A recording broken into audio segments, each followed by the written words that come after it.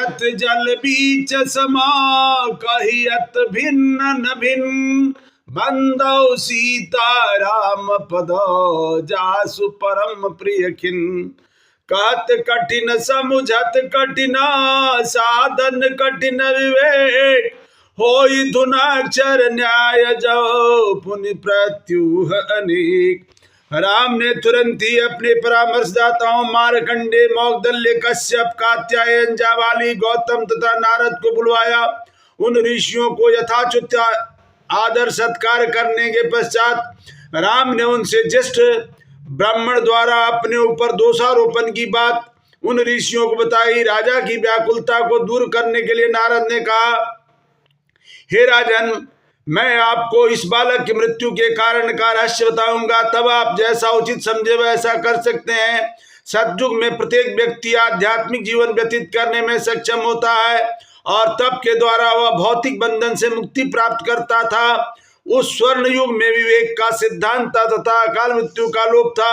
तत्पश्चात त्रेता युग के आरंभ में समाज में 4 वर्ग बनाए गए। क्षत्रियों की योग्यता व्यवहारिक रूप से ब्राह्मणों के समकक्ष थी तथा दोनों वर्ण के व्यक्तियों को तप करने की अनुमति थी। आने वाले द्वापर युग में धर्म की वृद्धि होगी तथा इस प्रकार से अनेक निमित्त आएंगी।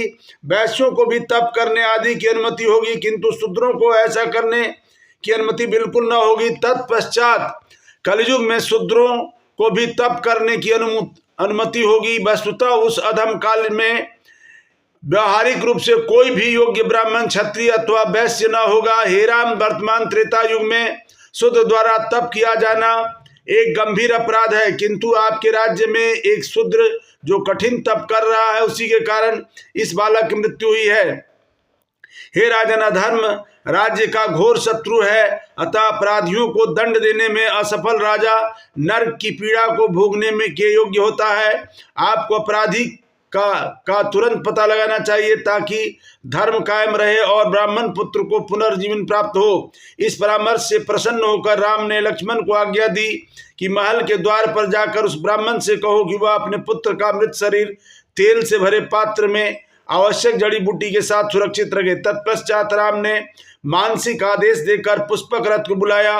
लक्ष्मण एवं भरत निरीक्षण में अयोध्या को छोड़कर राम एवं स्वयं अपराधी की खोज में चल दिए। पहले राम ने पश्चिमी क्षेत्र का भ्रमण किया, फिर उत्तर हिमालय की ओर गए।